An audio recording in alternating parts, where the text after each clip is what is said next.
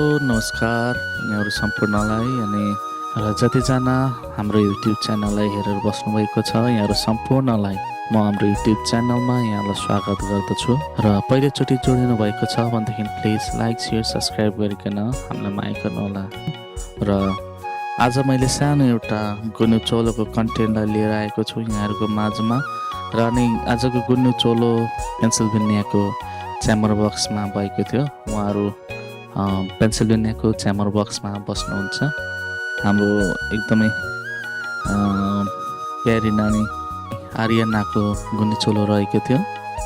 उहाँको बुवा र आमाहरू चाहिँ हामीहरू नेपालदेखि छिमेकी पनि थियो र अनि हाम्रो छिमेकी हुनुहुन्छ उहाँहरू चाहिँ। अनि अत्यन्तै रमाइलो पनि भयो। धेरैजना आफ्नो आफन्तहरू आउनुभएको थियो उहाँहरूको। अनि कति त हाम्रो गाउँ छिमेकको पनि धेरै आउनुभएको थियो। अनि उहाँहरूसँग सबैसँग भेटघाट गर्दै गर्दाखेरि मलाई नै एकदम रमाइलो लागेको थियो। अनि नानीको यो जुन मैले भिडियो खिचाएको थिएँ उहाँहरूले मलाई बोलाउनु भएको थियो। अनि भिडियो खिच्दै गर्दाखेरि आफूलाई पनि एकदमै मन पर्यो।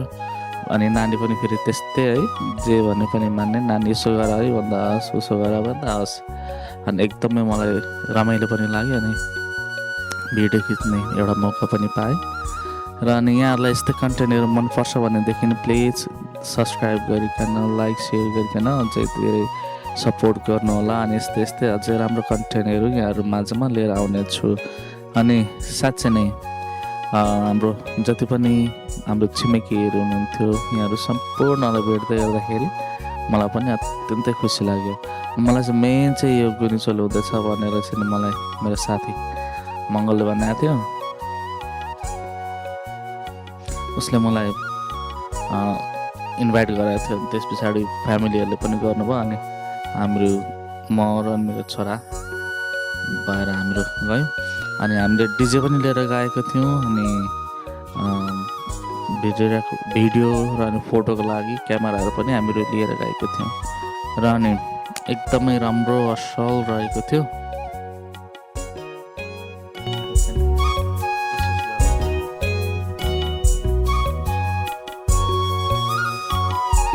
अनि हामीले फुलको वर्षासँगै नानीलाई पनि हामीले स्वागत गऱ्यौँ। एकदमै नानी खुसी पनि देखिन्थिन्।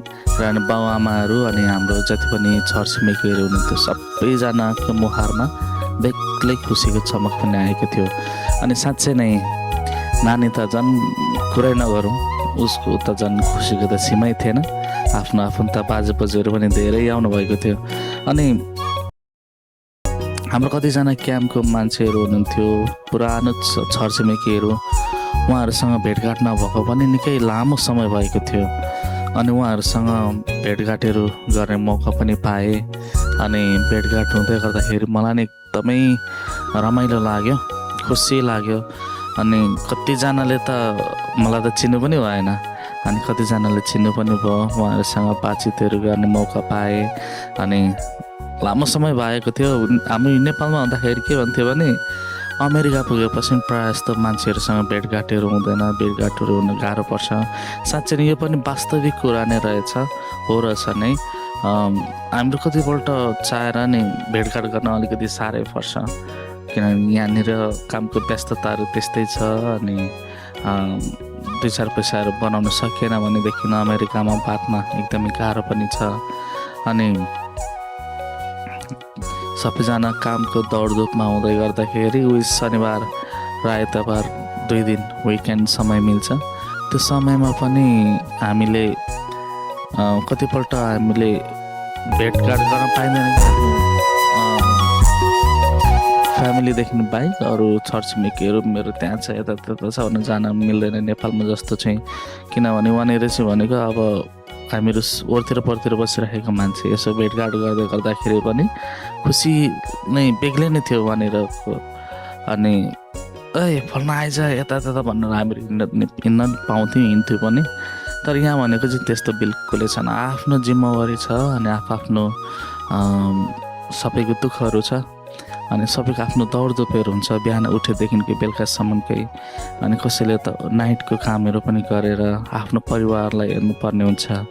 अनि कहिलेकाहीँ यस्तै खुसियालीमा भेटघाटहरू हुँदाखेरि यसरी नै रमाइलो गर्ने, एकअर्कालाई भेट्ने अनि हालखबरहरू सोध्ने, खुसी साट्ने अनि खुसी साट्दै गर्दाखेरि एकदमै त्यो पुरानो दिनहरूको पनि यादहरू आउने क्या। त्यो हुँदै गर्दाखेरि एकदमै मलाई त मजा पनि लाग्यो। कतिजना मैले वर्षौँ नभेटेको मेरो छरछिमेकीहरूलाई नि भेट्ने मौका पनि पाएँ अनि कतिजनाले त मलाई त आफै चिनेर पनि बोलाउनु भयो, कतिजनाले त चिन्न पनि भएन अनि मैले आफै नै चिनाएँ। अनि उहाँहरूलाई मैले आफूले चिनाउँदै गर्दाखेरि कति खुसीहरू हुनुहुन्थ्यो उहाँहरू पनि अनि मलाई पनि एकदमै मजा लाग्यो। साँच्चै नै यो विदेशको बसाइ भनेको यस्तै नै हुँदो रहेछ। तर पनि हामीहरू जहाँ छौँ जे छौँ तर हामीहरू नेपाली नै हौँ। जहाँ रहे तापनि जहाँ भए तापनि हामीहरू नेपाली। हाम्रो आफ्नो देश नेपाल र अनि आफ्नो देशमा भएको आफ्नो आफन्त नेपालीहरूलाई जहाँ भए पनि जहाँ गए पनि हामीहरू कहिले भुल्न सक्दैनौँ। अनि नेपाली जहाँ जान्छ कहिले पनि आफ्नो आफन्त र आफ्नो मान्छेलाई बिर्सिँदैन। यो चाहिँ मलाई एकदमै खुसी लाग्छ। अनि गीत पनि त्यसै भनेको यो मन त मेरो नेपाली नै हो, मन मात्रै नभएर मान्छे पनि नेपाली। र अनि एकदमै दाजु दिदीहरू पनि नाचेर है सबैजनाको मुहारमा खुसी छाएर रमाइलो गरेर हामीले नानीको गोनी चोलोलाई हामीले सफल बनायौँ। अनि त्यो सँगसँगै अरू अन्य कुराहरू पनि थिए तर मैले यहाँहरूमा चाहिँ राख्न सकिनँ। मेरो भिडियोको टाइम पनि छोटो नै थियो। र अनि तपाईँहरूलाई जतिजनाले मेरो युट्युब च्यानललाई हेरेर बस्नुभएको छ फेरि पनि अन्त्यमा भन्दछु, प्लिज लाइक सेयर सब्सक्राइब गरिकन हाम्रो युट्युब च्यानललाई माया दिनुहोला र अझै धेरै बढाइदिनु होला। यस्तै कन्टेन्टहरू म लिएर आउने नै छु फेरि। अनि तपाईँहरूले मलाई साथ सपोर्ट दिनुहोस्। अनि त्यो साथ सपोर्ट र मायाको सँगै अन्य अरू कन्टेन्टहरू अनि यस्तै कुनै पनि जमघटहरू भएको एकदमै तपाईँहरूले बिर्सनुभएका साथीहरू, तपाईँहरूले चाहेर पनि भेट्न नसकेका छरछिमेकी र आफ्नो मान्छेहरूको यसरी नै म भिडियो फोटोहरू लिएर फेरि तपाईँ माझमा आउनेछु। अनि त्यति बेलासम्मका लागि हामीलाई बिदा दिनुहोस्। बाई बाई, नमस्कार।